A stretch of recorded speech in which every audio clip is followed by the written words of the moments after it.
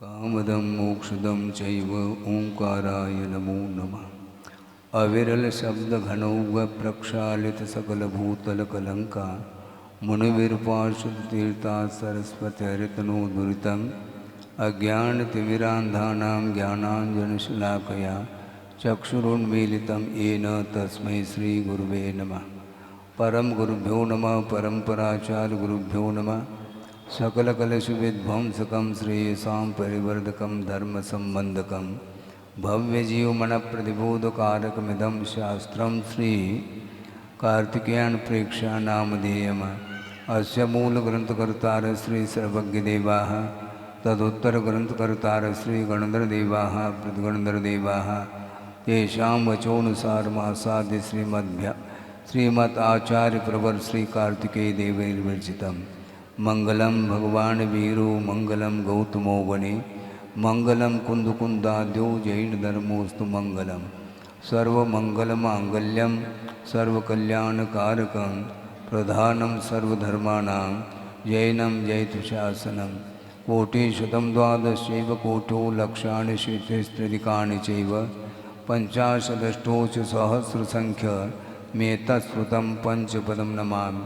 अरहंत भाषयत्तं गणहरदेवे गन्त्ययं सम्मं प्रणमामि भक्तियुक्तो सुगुणान् महो वहिं शिरसा इच्छामि बन्ते सुधभक्ति कांसुको दस्सालोचे अंग वंग पैनय पावड़य परियम सुत प्रमाण वोग पूगय चूलिया जेव सुतय तुदम कायम सैनिच कल मंचे में पूजे वे वंदामि नमंसामि।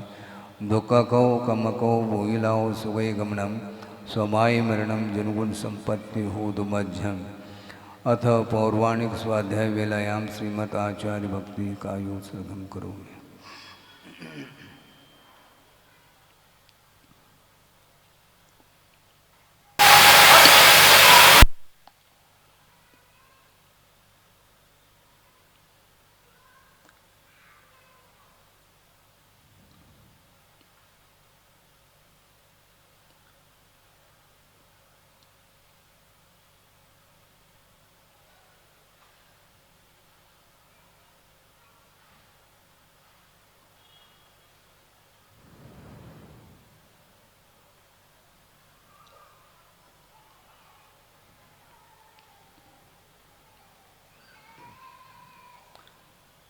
श्रुतजलधिपारगेभ्य स्वपरमत विभावना पटुमतिभ्य सुचरितपूर्णदेभ्यो नमो गुरुभ्यो गुणगुरुभ्य। छत्तीस गुण समज्ञे पंचम्याचार कर्ण संदर्शे शेषानुग्रह कुशले धम्मायिरिये सदा वंदे। गुरुभक्ति संयमेन य तरन्ति संसार सायरं घोरं छिन्नन्त्यट्टकं मम जन्मन मरणं न पावेन्ति ये नित्यं व्रतमंत्र होम निरता ध्यानाग्निहोत्राकुला षट्कर्मा विरता तपोधनदना साधु क्रिया साधव शील प्रावरणा गुण प्रहरणा चंद्रार्घ तेजोदिका मोक्षद्वार्ग पाठ पाठ नभटाः प्रीणन्तु मां साधव। गुरुव पांतुनो नित्यं ज्ञान दर्शन नायकाः चारित्राणवगंभीरा मोक्ष मार्गोपदेशकाः। इच्छामि बंते आयुर्भक्ति कामसुको को दुस्सालोचे सम्मनान समदंसन संसर्जुत्तानं पंचम्याचाराणाम् आयुर्यानम् आयारादि स्मरणानुपदेशानं वज्झायानं तिरयनुगुणपालरयानं सौसानं सैनिचकलमंचे में पूजे में वंदामि नमंसामि। दुःखको गमको भूइलाओ सुगै गमनं समाय मरणं जनगुण संपत्ति होदुमध्यम। तिहुवन तुलयं देवं वंदिता तिहु निंद परिपूज्यम ओचम अनुभेयः वो भवीय जनानंद जननी वो।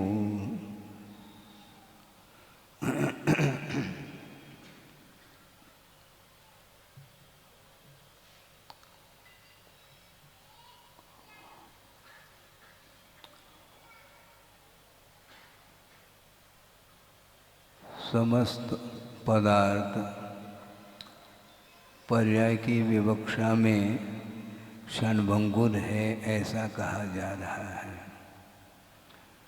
क्योंकि पदार्थ का जो स्वरूप उल्लेखित किया है आगम में उस ओर दृष्टि रखने से अपने आप ज्ञात हो जाता है कि पदार्थ हमेशा एक सा नहीं रहता। पदार्थ अविनश्वर है। पदार्थ की विवक्षा से अथवा द्रव्य की दृष्टि से, किंतु उसकी अवस्थाएं परिवर्तित होती रहती हैं। इस विवक्षा को लेकर के सारा सारा समूह, द्रव्य का जो समूह है वह क्षणभंगुर है, ऐसा कहा जा रहा है। इस अपेक्षा से ही उसको अनित्य कहा है। नित्य कोई भी वस्तु नहीं है अवस्था की विवक्षा से। इसलिए पर पदार्थ के प्रति स्वामित्व का भाव हटा देना चाहिए। इसलिए हटाना चाहिए क्योंकि उसके साथ हमारा कौन सा संबंध है जिसको लेकर के उसके साथ हम स्वामित्व का अनुभव करते हैं। एक प्रसंग आपके सामने रख दूं, शायद पहला रखा हो नहीं रखा हो यह अलग विषय है, प्रासंगिक विषय है इसलिए रखना उपयुक्त समझ रहा हूँ। आचार्य ज्ञान सागर जी महाराज स्वाध्याय कर रहे हैं और पास में समीप में गुरुदेव भी बैठे हैं। अजमेर का प्रसंग, इस प्रसंग को गुरुदेव के मुख से ही हमने कई बार सुना है। एक विद्वान जिन्होंने जिज्ञासा रखी वह ये है कि महाराज सम्यक दृष्टि है तो उसके अंदर स्वामित्व भाव रहेगा क्या? कर्तृत्व, भोक्तृत्व और स्वामित्व बुद्धि क्या सम्यक दृष्टि के अंदर रह सकती है क्या? तो महाराज ने ये कहा,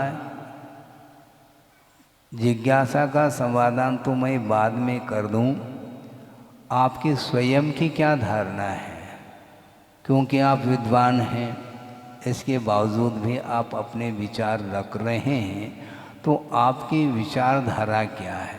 महाराज हमारा विचार तो यही है कि सम्यक दृष्टि के अंदर ये तीनों भाव नहीं रहते हैं। कर्तृत्व, भोक्तृत्व और स्वामित्व भाव का अभाव देखा जाता है, ऐसा उनका कहना रहा।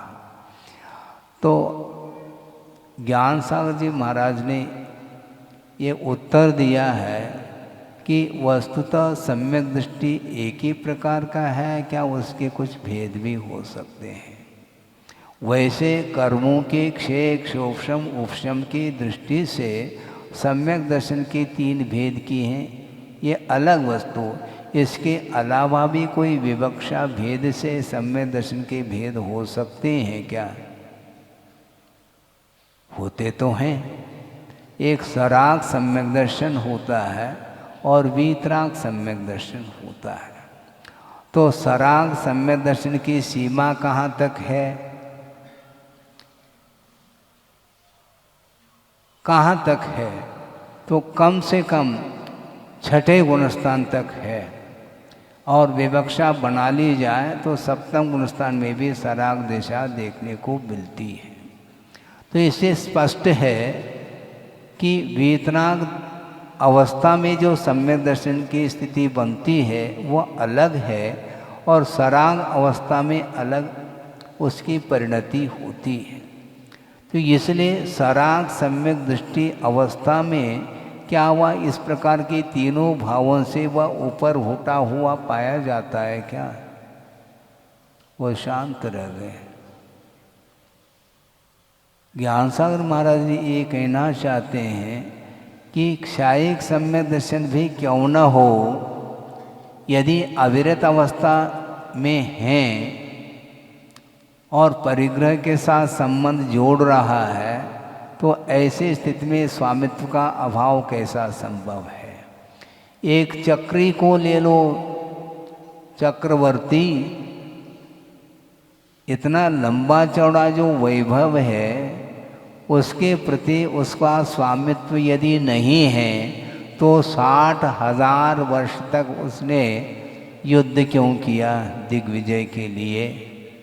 षटखंड अधिपति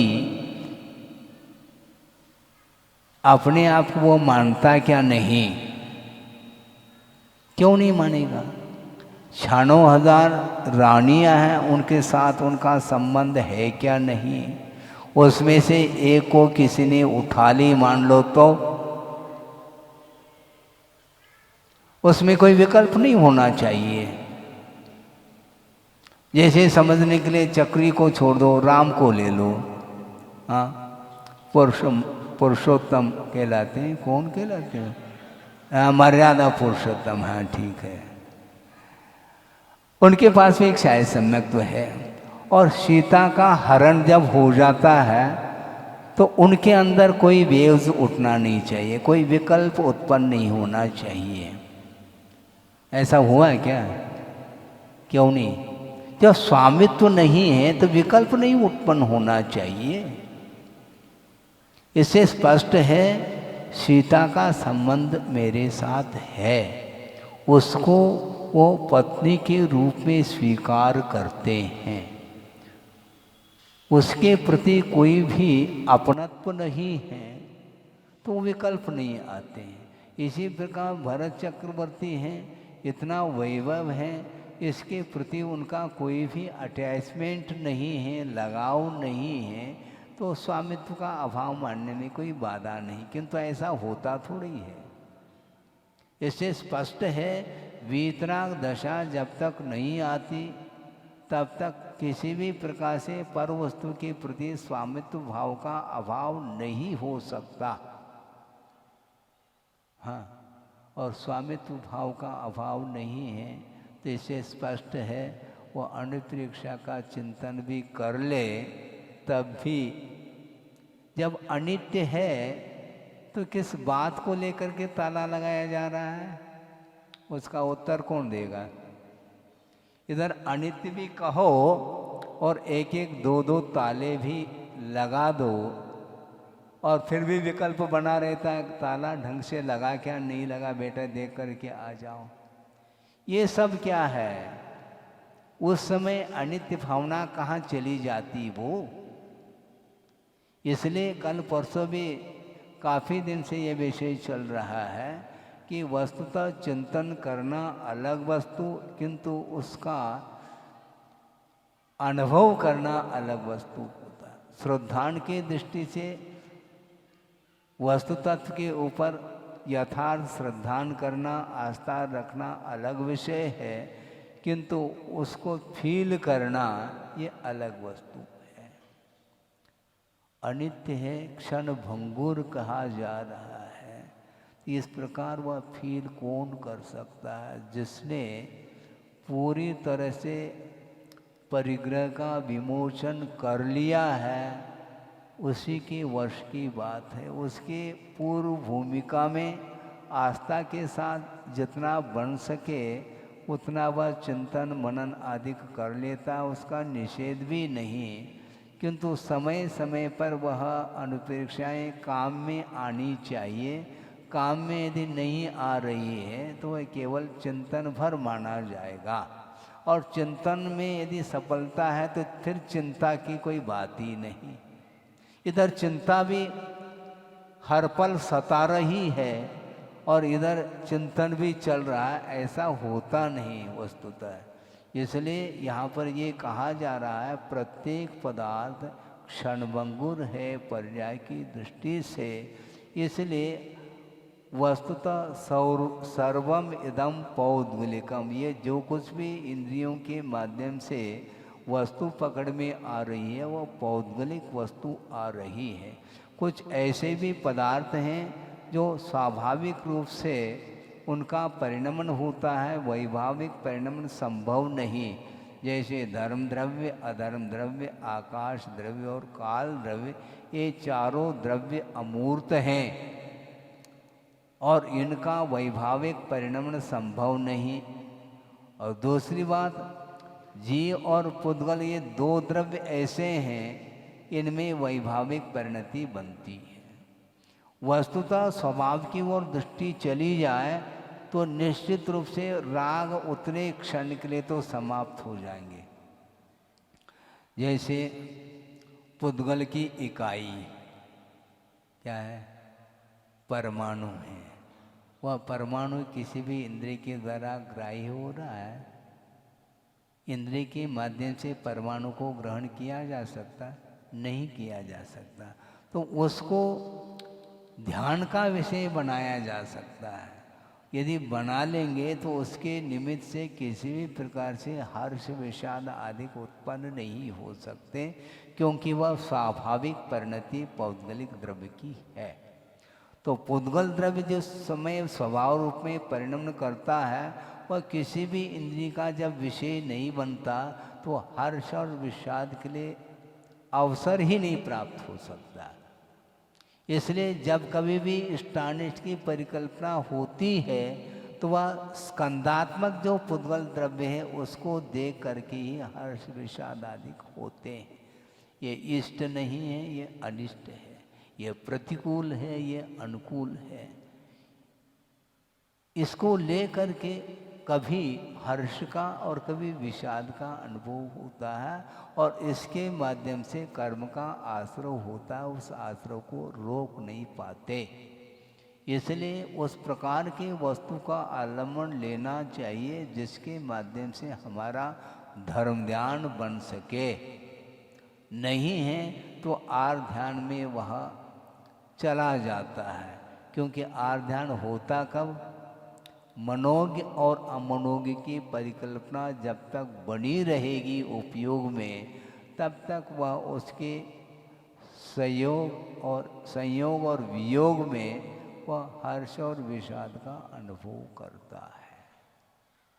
और ये श्रवण की भूमिका में भी क्वचित कदाचित यह परिणति बनती है, किंतु अप्रमत्त गुणस्थान से आर ध्यान का अभाव हो जाता है, क्योंकि आर ध्यान के लिए कोई साधन नहीं है। अप्रमत्त हुआ है तो वो जो कुछ भी पदार्थ को देखता है तो वो हर्ष विषाद से रहित होकर के ही देखता है। आपका समय ऐसा कौन सा जाता होगा जिसमें आप पूर्णतः हर्ष और विषाद से ऊपर उठे हुए हो? नहीं है, ऐसा नहीं। फिर धर्म ध्यान का अभाव मानना पड़ेगा। हमेशा ध्यान होता है क्या? नहीं होता है। आहार संज्ञा के अवसर पर आर्ध्यान हो सकता है, किंतु दान के अवसर पर आर्ध्यान नहीं होगा। इसको लिख के रखो, पक्की बात है। दान के क्षण में धर्म ध्यान ही होता है उसके लिए। भोजन सामग्री हाथ में है, किंतु वह दान की सामग्री मानी जाती है, ग्रहण की नहीं। ग्रहण करने का भाव जिस समय आता है और हर्ष विषाद आदि के साथ वह ग्रहण करता है तो निश्चित रूप से आर्ध्यान होता है। क्वालिटी भेद अलग है। किंतु जब दान का भाव आता है उस समय उसके अंदर धर्म ध्यान का ही भाव रहता है। ये मोटे रूप से कहा जा रहा है, क्योंकि पहले भी ये बात कहने में आई है कि वस्तुतः गुणस्थान की जो परिणति है वह किसी भी प्रकार से छद्मस्त अवस्था में बुद्धिगम्य नहीं हो पाता है। इसलिए उस ओर हमें नहीं जाना, किंतु चरणानियों की पद्धति से जो आगम में वर्णन आया है आचरण की अपेक्षा से, उसके अनुरूप यदि हम लोगों का आचरण बनता है तो उस आचरण में धर्म ध्यान का अवसर आता है, ये कहा है। इसलिए सच्चे देवगुरु शास्त्र के प्रति आराधना का भाव यदि आया है तो वह धर्म ध्यान का विषय बनता है। और भीतरी बात वह भगवान जाने, उस ओर हम नहीं जा पाते हैं। समझने के लिए आप भोजन करते हैं क्या? नहीं है? डेली करते हैं कि नहीं? डेली हम पूछ रहे हैं, मरा हम तो 2-2 3-3 पर लेने वाले हैं। तो भोजन आप कर रहे हैं, किंतु भोजन करने के बाद जो कुछ भी भोजन पहुंचा है पेट में, उसमें जो परिवर्तन आ रहा है वह बुद्धिगम है क्या है? वह भोजन भिन्न भिन्न रस में परिवर्तित हो रहा है। लगभग 40-45 दिन के अंदर वह परिवर्तित होकर के वह शुक्र के रूप में अथवा वीर के रूप में परिवर्तित हो जाता है। किंतु वह परिणमन क्या बुद्धिगम्य है क्या? आप देख रहे हैं क्या? ये सारा सारा सूक्ष्म परिणमन है, वह बुद्धिगम्य नहीं हो सकता। उसी प्रकार जो कुछ भी गुणस्थान की परिणति है वह हम उस वहाँ तक नहीं पहुँच पाते हैं। इसलिए अपना कर्तव्य इतना ही है कि आगम में जो विषय आया है पर्याय की अपेक्षा से प्रत्येक पदार्थ परिणमनशील है, और परिणमन है तो वह एक सा वह द्रव्य देखने में नहीं आएगा। इसलिए हर्ष विषाद करना नहीं चाहिए, क्योंकि सारा सारा वह विषय क्षणभंगुर है, ऐसा कहा है।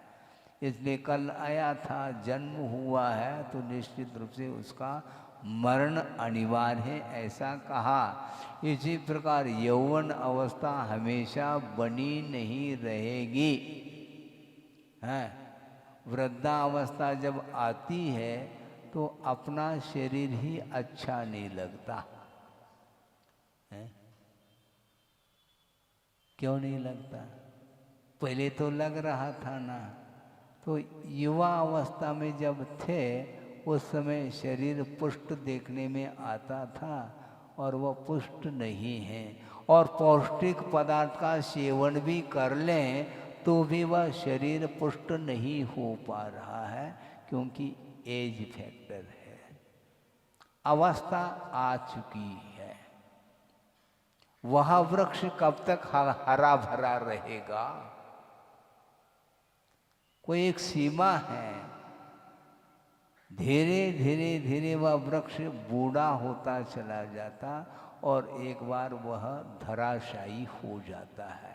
आप प्रतिदिन सिंचन करो, खाद दो, कुछ भी करो, आयु कर्म के ऊपर ये जीवन चल रहा है, तो निश्चित रूप से वह आयु कर्म जब अंत होने को होता है उस समय वह शरीर किसी काम का नहीं रहता।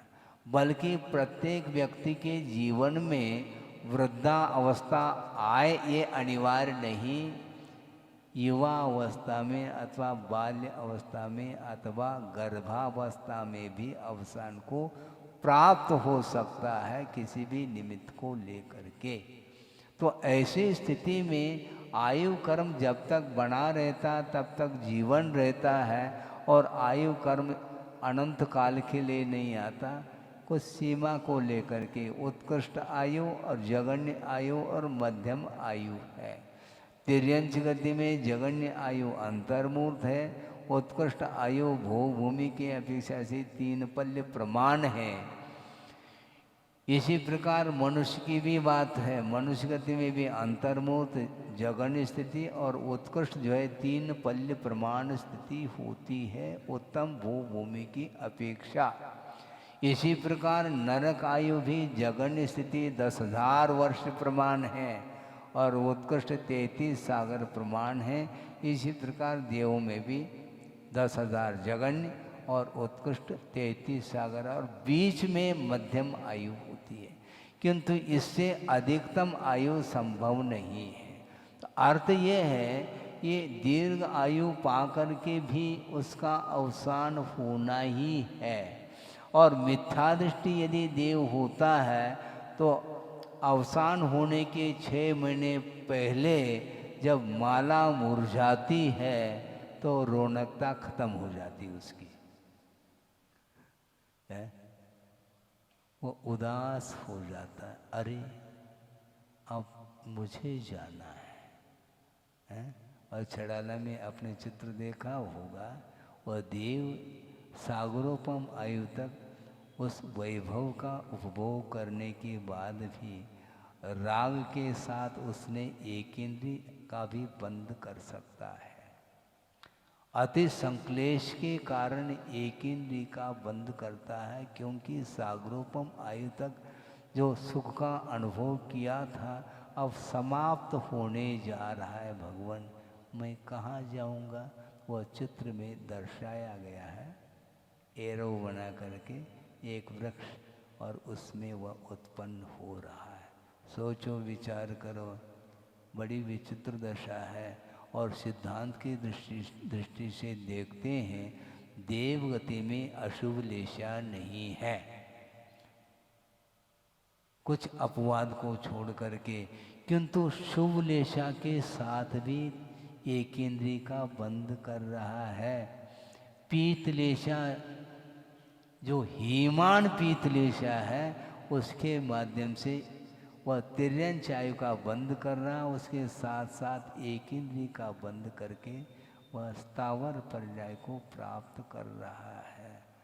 कहाँ तो सागरोपम आयु तक सुख का उपभोग किया, उसके बाद क्या हाथ लग रहा है? इसलिए आचार्य कहते हैं क्षण भंगुर है संसार।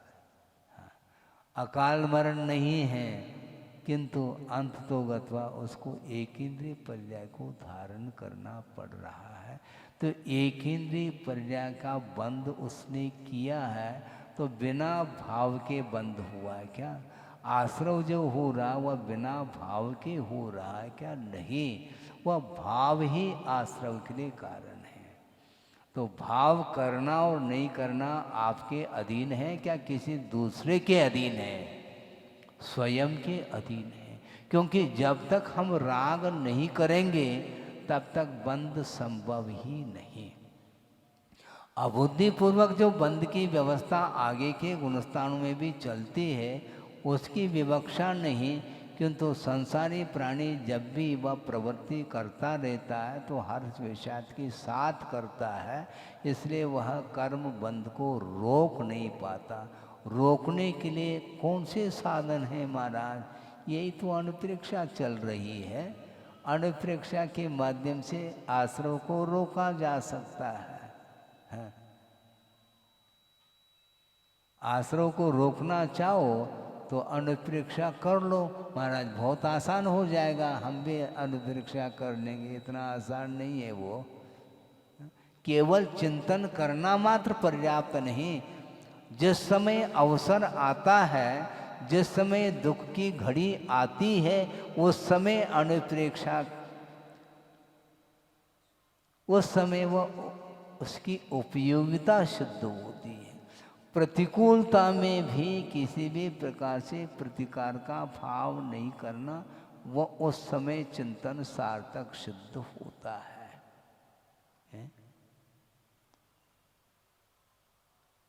शुदा लग रही है और मान लो संकल्प ले लिया है बेला अथवा तेला का, अब परीक्षा चालू, पेपर चालू हो गया, अब संकल्प ले लिया, अब 3 दिन तक न जलपान करूँगा न भोजन करूँगा। महसूस क्या करेगा वो?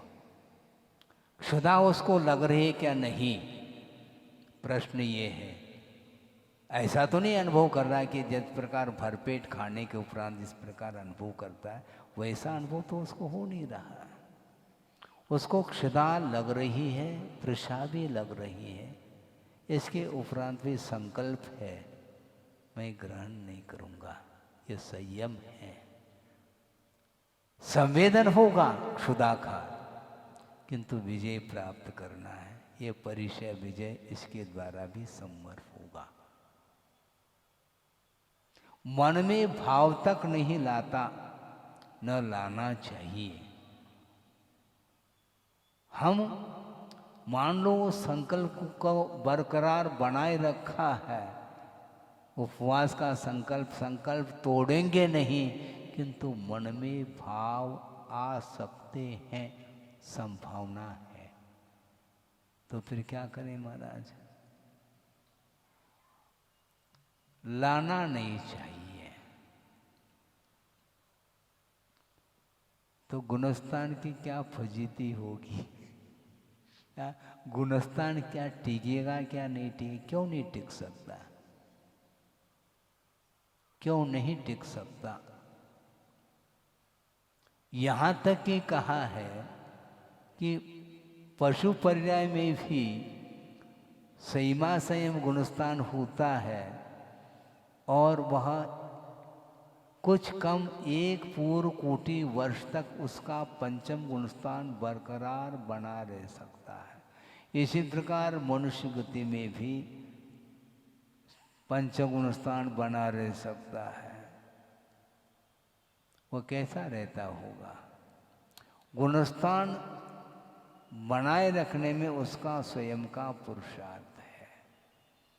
भूख लगे प्यास लगे, हमारा ये संकल्प है, उसको हम नहीं तोड़ पाएंगे। प्राण चले जाएंगे तो उसका तो अनित्य तो का ही है ना। उस समय अनित्य भावना की पूरी परीक्षा होगी। 4 बार भोजन कर लो और मरना सबको एक दिन अपनी अपनी बार कह दो, ये बहुत आसान हो जाएगा। प्रयोगात्मक धर्म है। प्रतिकूलता में भी किसी भी प्रकार से विकल्प नहीं आना, ये साधना है। तो कैसी साधना होगी महाराज? करेंगे तो होगी। धीरे धीरे धीरे साधना करो, यथाशक्ति करो, कोई बाधा नहीं है। यथाशक्ति करो, किंतु शक्ति को छुपाना नहीं चाहिए। यदि आप शक्ति को छुपाएंगे फिर आप संवर नहीं कर पाएंगे, अर्थात कर्मों का निरोध नहीं हो सकता, आश्रव का निरोध नहीं कर पाएंगे। इसीलिए शक्ति को छुपाना नहीं चाहिए। महाराज खड़े होकर के हम सामयिक नहीं कर सकते हैं, बैठ करके कर लो महाराज। बैठने के उपरांत भी कमर में दर्द होता है। अच्छा, जगन्य कर लो ना महाराज, बनता नहीं है। अच्छा, दुकान में कितने समय बैठ जाते हैं महाराज, उसकी बात मत पूछो। दुकान में घंटों बैठ सकता है और सामयिक में एक अंतर, वो तो बैठने में उसको तकलीफ हो रही है। वेदना सही नहीं जाती महाराज, तो वहाँ पर वेदना को भी वो भूल रहा है, क्योंकि दुकान खुली है और चल रही है, बल्कि चल नहीं रही, दौड़ रही है। इसलिए दिमाग दौड़ रहा है उसका। धन की ओर दृष्टि है, संपदा की ओर दृष्टि है, इसलिए दुख को भी भूल जाता है। और धार्मिक क्षेत्र में बहुत जल्दी वह दुख उसको सताता है। इसलिए वस्तुतः दुख क्या वस्तु है? दुख और सुख में तटस्थ भाव के साथ उसको देखना, ये साधना मानी जाती है। उस समय अनुप्रेक्षा की सार्थकता सिद्ध होती है। जब अनित्य है तो मिटना तो है, इसको मिटाना थोड़ी महाराज। हम मिटाने के लिए थोड़ी कह रहे हैं। तो महाराज आप कह रहे हैं उपवास के लिए, क्षमता हो तो करो, ये कहा गया है। नहीं है तो आप जानो, यदि क्षमता है तो करने में क्या दिक्कत है? फिर माइक की आवश्यकता नहीं पड़ती, किंतु वस्तु तत्व का प्रतिपादन करना चाहो तो उसके लिए साधन की बड़ी आवश्यकता होती है। तो विषय ये चल रहा था, अपने तरफ से असाता कर्म की उदीरना की जा रही है। परीक्षा विजय, प्रतिदिन श्रमण उठ सकता है। विधिवत यदि आहार मिलता है तो आगम के अनुरूप लेकर के आ रहा है, और एक भुक्ति वह एक मूल गुण है उसका पालन कर रहा है। और इसमें जो संवर और निर्जरा हो रही है, इससे भी अधिक मात्रा में संवर और निर्जरा करने के लिए वो परिचय को भी अपना रहा है। विशेष तप के माध्यम से और असाता की उदीर्णा होगी, उसमें प्रतिकूलता आएगी, उसको ज्ञात है। इसके बाद भी शरीर के प्रति निरीहता इसके माध्यम से आती है। शरीर मेरे से पृथक है, भिन्न है, ऐसा कथन करना अलग वस्तु। जब भिन्न है तो इसके संपोषण में क्यों लगा है संसारी प्राणी? श्रद्धान का विषय तो बन ही चुका है, क्योंकि सब सम्यक दृष्टि है। यू आर, आप सारे सारे सम्यक दृष्टि हैं। इसके बाद फिर आस्था जब जागृत हुई है, फिर संवर से पीछे क्यों हटता है? शरीर के प्रति निरीहता आनी चाहिए, किंतु वह शरीर के प्रति ममत्व भाव से ऊपर उठने के लिए उसको बहुत मेहनत करने की आवश्यकता पड़ती है। आवश्यकता है तो लेना ये ठीक है, यथाशक्ति करो, किंतु शरीर को पुष्ट बनाने का जो भाव है वो नहीं होना चाहिए। क्योंकि जब अनित्य है, क्षण भंगुर कह रहे हैं, तो इसको पुष्ट बनाने का भाव क्यों करते हो? तो आपने चिंतन कहाँ किया? शरीर जो है यह पर्याय है और पर्याय मिटने वाली है, तो इसके लिए आवश्यक है तो उतना दे दो, अनावश्यक नहीं देना चाहिए। साधन की ओर दृष्टि रखो, कोई बाधा नहीं है, क्योंकि एक बार लेना है, किसी को 2 बार लेना हो, कोई बाधा नहीं इसमें है। उसमें दीनता भी नहीं आनी चाहिए। लेकिन उन पदार्थों के प्रति जो आसक्ति लगाव है, वह तब तक लगाव बना रहता है जब तक शरीर के प्रति ममत्व भाव बना रहता है। और शरीर के प्रति यदि निरीहता आ गई तो उन पदार्थों के प्रति भी इच्छा समाप्त प्राय हो जाती है, क्योंकि ये निरंतर हमेशा युवा अवस्था तो बनी नहीं रहेगी।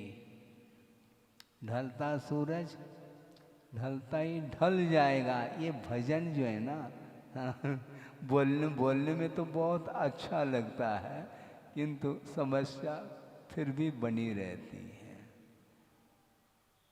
जब ये ढलने वाला है तो इसको ढालने में क्या दिक्कत है? नहीं, ढालने में दिक्कत हो, ढल जाए तो कोई बाधा नहीं है। और ढलना ही उसको अपने तरफ से थोड़े बहुत इसको इसके मन के अनुरूप हम नहीं देना चाहते हैं।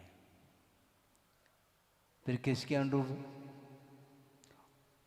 आगम के अनुरूप हम देंगे। लेना हो तो ले, हम दे रहे हैं। एक नई बात कहने जा रहा हूँ आपके लिए, वो नई नहीं है, वो एक विवक्षा है और गुरुदेव ने ही कहा था, तो हमें कहने में कोई बाधा नहीं। उन्होंने ये कहा था कि केवल आप ही दाता है, ऐसा नहीं, आप भूल जाओ। आप तो हैं दाता, बिल्कुल ठीक है, और श्रमण पात्र है, किंतु विवक्षा भेद है। श्रमण वस्तुतः दाता है। कैसी बात महाराज? वो आगम के अनुरूप देता है। किसको? इसको। हाँ, वह चाहता है अच्छी अच्छी वस्तु, खाद्य वस्तु, तो अच्छी नहीं मिलेगी बेटा। मैं जो दूंगा उसको लेना पड़ेगा। जितने मात्रा में दूंगा उतनी मात्रा में तुम्हें लेना पड़ेगा। लेना हो तो ले। आप कहते देना हो तो दे, जन्म जन्म को साथ, वो नहीं चलेगा यहाँ पर। तुम्हारे साथ हम नहीं देंगे, ध्यान रखो। क्योंकि तुम हमारे साथ दोगे तो थोड़ा बहुत आगम के अनुरूप हम देंगे। साथ देना छोड़ दोगे तो हम भी आगे बढ़ेंगे। धर्माय तनु विमोचनम है आहु सल्ले का नाम आर्या। यदि शरीर यदि साथ नहीं देता है तो रत्नत्रय की साधना में यदि वह साधक नहीं बनता है तो उसके लिए अब पेमेंट नहीं देंगे। हाँ, धीरे धीरे कम करते चले जाएंगे। उन्होंने ये कहा था कि वस्तुतः श्रवण ही दाता है, आगम के अनुरूप वह देता है। हाँ महाराज, हम आगम के अनुरूप दे नहीं रहे क्या? आप नहीं दे पाएंगे, ध्यान रखो। आप प्रासुक बनाना यह आपके हाथ की बात है। आप प्रासुक बना लिया, लेकिन पर्याप्त मात्रा में बना लिया। हमें उतना नहीं लेना, हमें जितना आवश्यक है उतना हम लेंगे। ज़्यादा ज़्यादा आप थोड़ा सा विनय अनुनय कर सकते हैं, किंतु आग्रह नहीं। आग्रह करेंगे तो फिर सिट डाउन, फिर बैठ जाएंगे महाराज। फिर वो नहीं महाराज ऐसा मत करो, तो ठीक है जैसा कह रहा हूँ वैसा करो। इसीलिए वहाँ पर सब कुछ उपलब्ध है सामने और बिल्कुल उदीर्णा हो रही है, इच्छा और बढ़ रही है, किंतु कंट्रोल, अनकंट्रोल नहीं। और मन के अनुरूप इच्छित वस्तु मिलने के बावजूद भी उसको लेने का भाव नहीं रखना, यही वस्तुतः निर्जरा के लिए कारण है। पुण्य के उदय से सामग्री मिल चुकी है, हैं?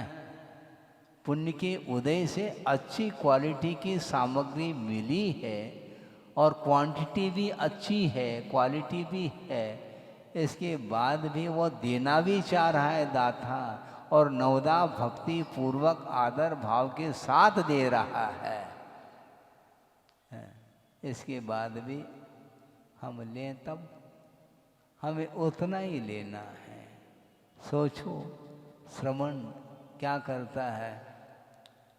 उपवास कर लिया, बेला तेला भी कर ली, उसके बाद भी पारना के दिन हिसाब से लेंगे, वो बेहिसाब नहीं।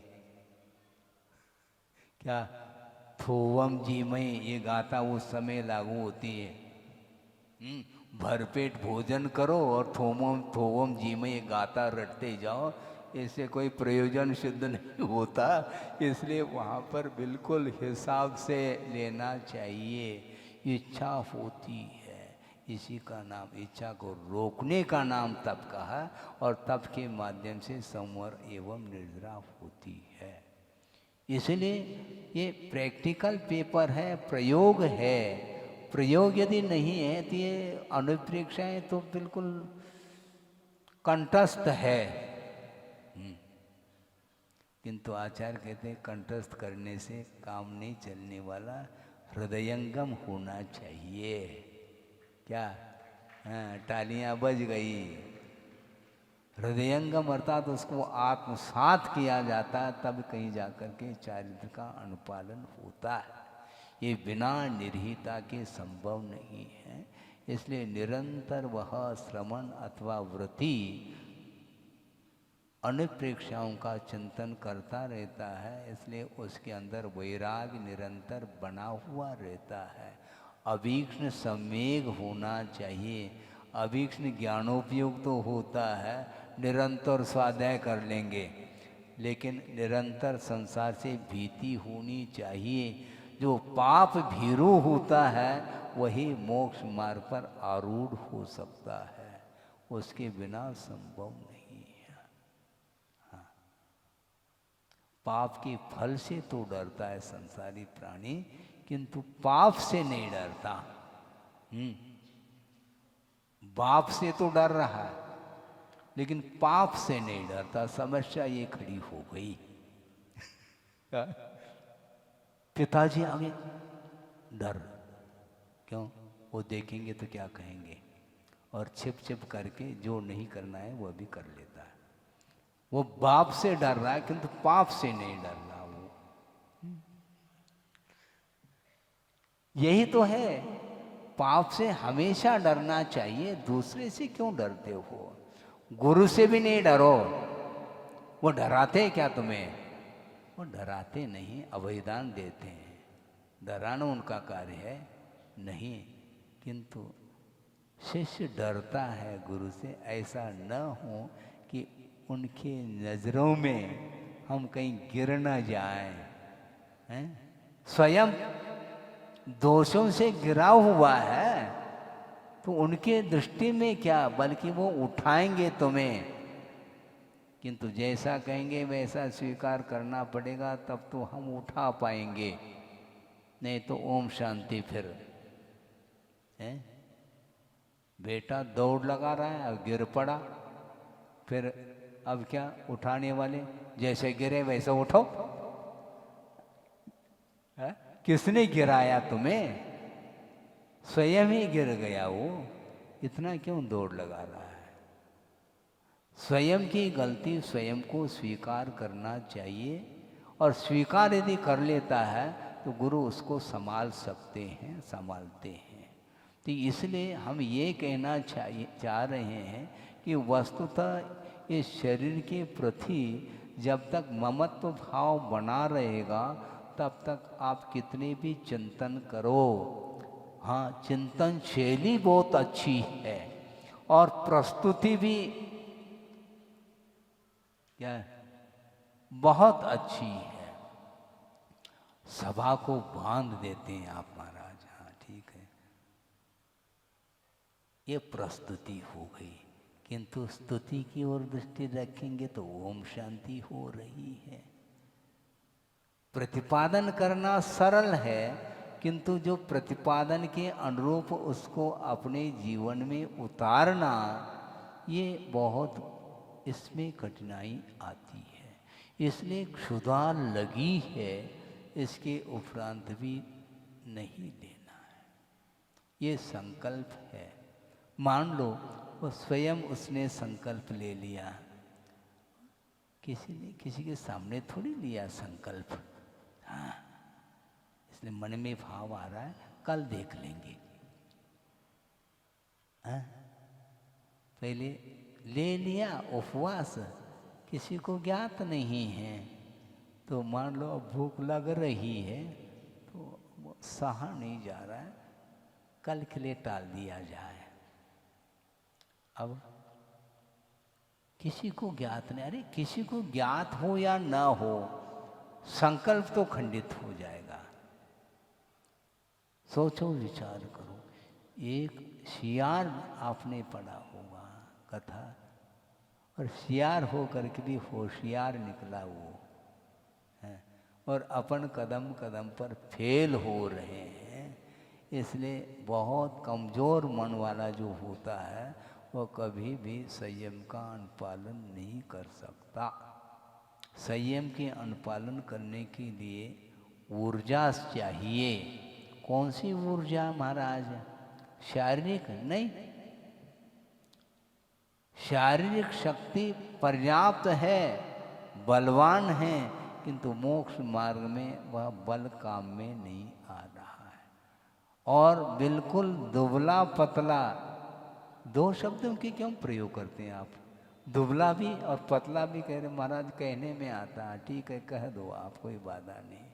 वो बहुत दुबला है शरीर की दृष्टि से, किंतु आत्मिक बल इतना है कि वह मात कर देगा बलवान को भी। पक्की बात है, ये आत्मिक शक्ति मानी जाती है। वीर्यांतरय कर्म का इतना जबरदस्त क्षोभम है कि वह हिलता नहीं, वो छूट जाए, हाँ छूटने दो, उसका स्वभाव है, क्यों? यही तो सार्थकता है। जब अनित्य है तो उसके पीछे क्यों हम बार बार? वो कर्म झुकाता है आत्मा के लिए बार बार, और आत्मा झुकती चली जा रही है, किंतु अपने को झुकना नहीं, कर्म को झुकाना है। कैसे झुकाएंगे महाराज? झुकाना आपको है। मोह कम करिए, और इस प्रकार स्वरूप के चिंतन करने से ही आत्मिक शक्ति बढ़ती चली जाती है और किसी भी बात को लेकर के कोई इच्छा नहीं होती उसके अंदर। ये इच्छा ही खराब है महाराज। फिर मोक्ष मार्ग की भी इच्छा नहीं करना है, भगवान बनने की भी इच्छा नहीं करना। अच्छा इच्छा कर दोगे तो भगवान बन जाओगे? उत्तर दो ना। इच्छा करने से यदि बनने लग जाए फिर घर कौन जाएगा? क्योंकि घर जाने की इच्छा नहीं तो फिर मोक्ष की भी इच्छा नहीं। घर जाने की इच्छा है तो मोक्ष की इच्छा रखो ना, क्या दिक्कत है, हैं? मोक्ष की इच्छा रखने में हमें विकल्प हो रहा है और घर जाने में हमें कोई विकल्प नहीं, ऐसा थोड़ी होता है। कि इसीलिए स्वरूप की ओर दृष्टि जब जाती है तभी वह स्वरूप सामने आता है। अनित्य दिख रहा है उसको, क्योंकि प्रति समय नष्ट हो रहा है पदार्थ। लगता है कि हमारा मरण नहीं हो रहा है, एक आविची मरण है जो कि प्रति समय मरण हो रहा है। अंतिम समय में जो मरण होता है वह व्यवहार में आता है कि उसका अवसान हुआ, किंतु प्रति समय मरण हो रहा है, क्योंकि आयु कर्म क्षीण होता चला जा रहा है। मरण की ओर हमारा मुख है,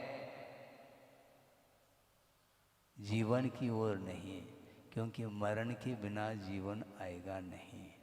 इसलिए पहला मरण का अनुभव करना पड़ेगा, तब जाकर के उत्पत्ति पुनः होगी। इसलिए इस पुनरावृत्ति को रोकने के लिए ये सारा ये उपक्रम है, साधना है।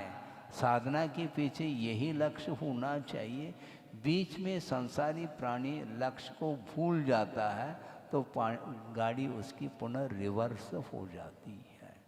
इसलिए बार बार मन जा सकता है, मन जाने दो, कोई बाधा नहीं, लेकिन तन को छोड़ना नहीं। इंद्रियों को नियंत्रण में रखेंगे तो अपने आप मन नियंत्रित होगा, उसको होना पड़ेगा। नहीं होता महाराज, फिर क्या करें? उसको जाने दो ना, उसको छोड़ दो, बांधो नहीं उसको। लेकिन जाएगा कैसा वो? क्योंकि इच्छित वस्तु की पूर्ति जो होगी वो बिना इंद्रिय व्यापार के संभव नहीं। किसी वस्तु को देखने की इच्छा हो गई, ठीक है, पहले मन में इच्छा हो गई तो मन को कह दो तुम देख करके आ जाओ, मुझे थोड़ा काम है, मैं तुम्हारे साथ नहीं आ सकता, तुम अकेले चले जाओ। चले जाओ तुम, छोड़ दो उसको, बांधो नहीं, वो जा नहीं पाएगा। क्योंकि उसके लिए जो इच्छित वस्तु की जो पूर्ति होगी भी बिना आंख खोले संभव नहीं है। और मेरा संकल्प है इंद्रिय निरोध, मन को रुकना पड़ेगा। तुम लाख कोशिश करो, तुम वहीं पर बैठे रहो उस पदार्थ के बीच में, किंतु हम आंख नहीं खोलेंगे। ये संकल्प है हमारा, ये साधु हट है। हाँ, जिद्दी होता है साधु भी, बिल्कुल उसके बिना कर्म निर्जना और संवर संभव ही नहीं। कदम कदम पर आपके अनुरूप हम चलने लग जाएं तो संभव ही नहीं है ये।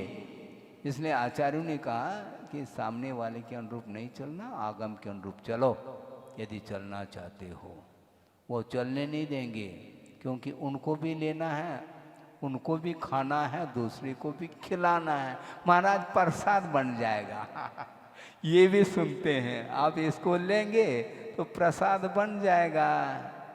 तो हमने जो लिया है उससे प्रसाद नहीं बन रहा है क्या? हमने रोटी भी तो ली है, लौकी ली है, दाल भी लिया है, भात भी लिया है, इससे प्रसाद नहीं बन रहा। महाराज ये ले लो ना, गोल गोल, गोल मटोल, वो नहीं लेंगे हम।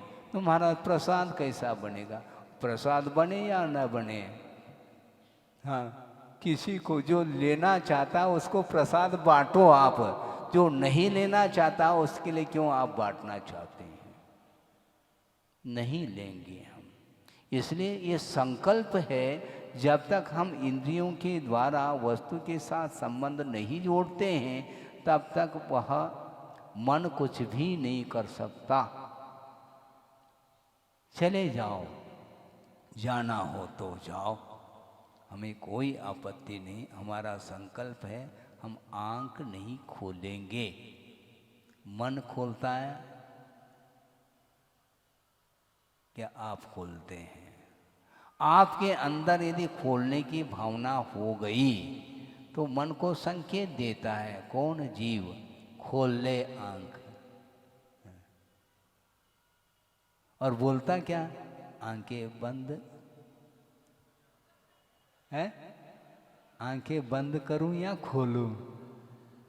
तेरा दर्शन दे देना, दर्शन दे देना। वह दर्शन कैसे देंगे? भगवान को तो कम से कम देखो। पंचेंद्र के विषयों को तो हमेशा देखता आया है, उसके प्रति तो आंख मेंच ले, किंतु निरंतर भगवान को देखता रहेगा तो निश्चित रूप से कर्म के आश्रय से तुम बच पाओगे। 9:45 बज गया है, इतना ही पर्याप्त है। बीच में कम से कम 10 मिनट के लिए माइक बंद हो गया था।